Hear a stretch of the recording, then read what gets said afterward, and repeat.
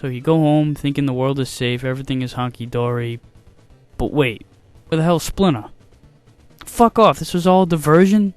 Before I press on, does this strike a bit of resemblance to a scene in the first film where Splinter is kidnapped? Splinter.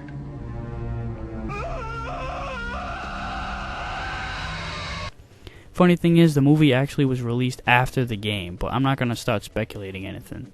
Anyway, right after discovering Splinter's disappearance, Shredder comes on the tube and challenges the Turtles to come rescue Splinter. I guess he does this through satellite feed set specifically to their screen. I mean, you wouldn't want the world to be watching this, right? But look at that, his hand is overlapping the edge of the screen. He's obviously really in the room behind a cardboard cutout disguised as a TV. Never mind. It's on to Area 3 to rescue Splinter. Now this stage isn't exactly as linear as the last one. I mean, look at this place, it's fucking huge. Intersections, buildings, and steamrollers out the ass. It's a cement maze that'll leave you wondering where you're supposed to go since you have no idea which location is the target. You just wander aimlessly. To make matters worse, there are these barricades blocking your path. To get through these, you'll need to find these missile icons. They're worth 10 missiles each, and you'll use the turtle van to fire them into the barricades. The turtle van also makes it a hell of a lot easier to navigate your way around the stage, and it's always fun running over the foot soldiers in it. You can also fire an infinite amount of regular bullets, which makes dealing with the steamrollers a lot easier. Just remember that A fires the regular bullets and B fires the missiles. It's very important because you want to conserve these beasts. Now this level is so damn big for the reason of getting you lost and sending you through a trial and error process of the best course of action. When it all comes down to it, there's a very simple path you can take, and a lot of the stage you don't even have to bother exploring. So let's go through it. The first order of business is getting some of these missiles I mentioned earlier. So when you start out, go into the van which is right next to you and drive over to this nearby building. The enemies here could be one of a few different combinations. If you run into these fire-breathing knights, use Donatello's bow to take them and the flying decapitated head out in 2 shots before the head comes off. These guys can get really annoying if you're trying to avoid the flying head. So on the second floor, you'll come to this little gap right here, and don't feel bad, AVGN. I also found myself trying to jump over this gap so many freaking times it was ridiculous. And it pissed me off too when I found out that simply walking over it is the solution. So you grab your missiles, head back out the building, and head left and down, taking out this barricade. Then head right and follow the water down to take out the next one. Now here's where you'll have a couple options. If you have a captured turtle, go straight down here, take out the barricade, exit the van, take the narrow bridgeway, and enter the building on the right, and you'll find the fallen turtle right away. If you go into the building on the left, you'll find a rope, but no matter how much April will stress to you about finding a rope, you don't need it.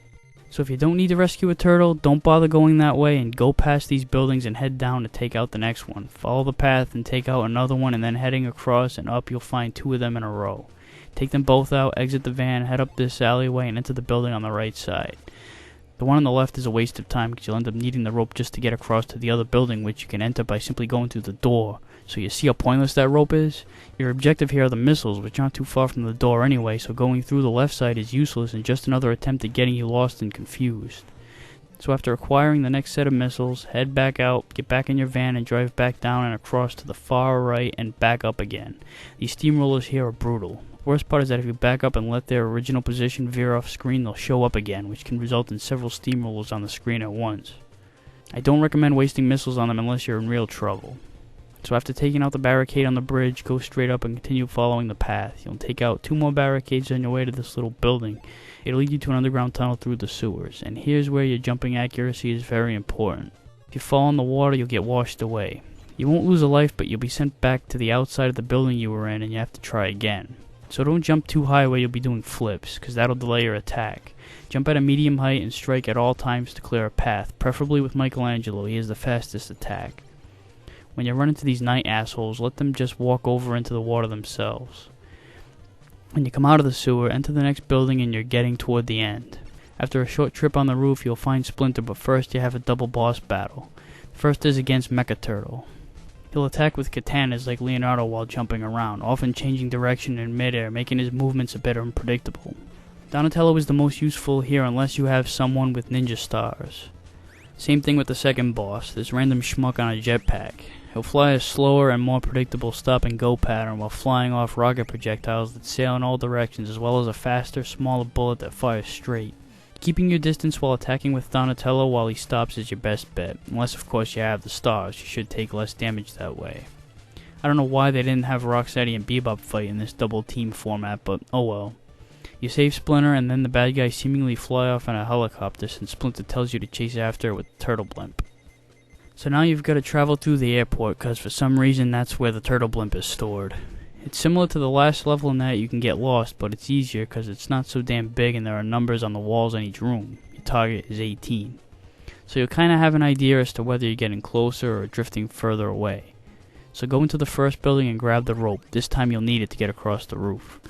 You'll come out the other side and enter a sewer. Here you'll meet these laser things. They'll be more of a pain in the ass later on. There's a mini boss right here, but you can easily jump onto this platform and take him out from above unscathed. When you come out, there are 2 sewer options. Go into the top one, take out the balloons, and walk across the platforms. Then go down the next hole, and here you'll want to take your time because there's conveyor belts, spikes, and lasers. Just be careful not to get hit near the edge and take a fall into the spikes and take more damage. So then you go down the next sewer, another little quickie, and then pop up overhead where you'll be greeted with a couple of options. Take the top one. You'll fight another easy mini-boss by attacking from above the platform and then move back overhead. Follow the fence to the northeast corner, skip the first 2 sewers, and watch out for jets dropping bombs.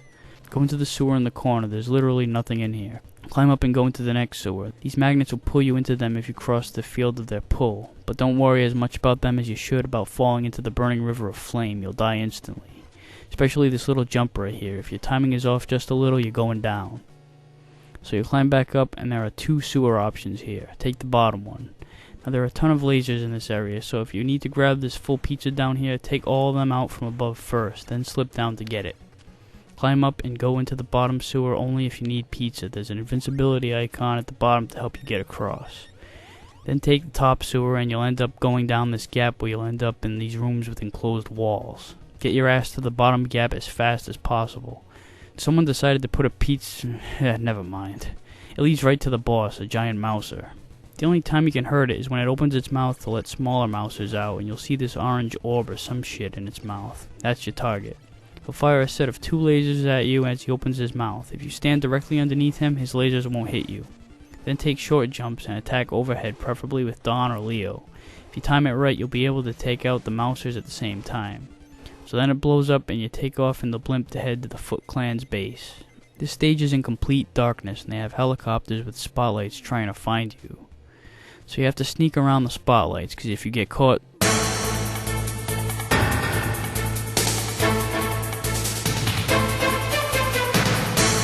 yeah, they'll send a foot soldier after you. Not a huge deal, but the damage you'll take is almost unavoidable. The stage really isn't that big. There are 3 sewers and 2 buildings, and you can go through any of them at any time. Most of them just lead to weapons or pizza, but you're gonna sacrifice so much health to get there anyway that there's really no point. The only one of these optional doors I would take is this building here in the middle if you've got a fallen turtle. It's not much adversity and it's a short trip too.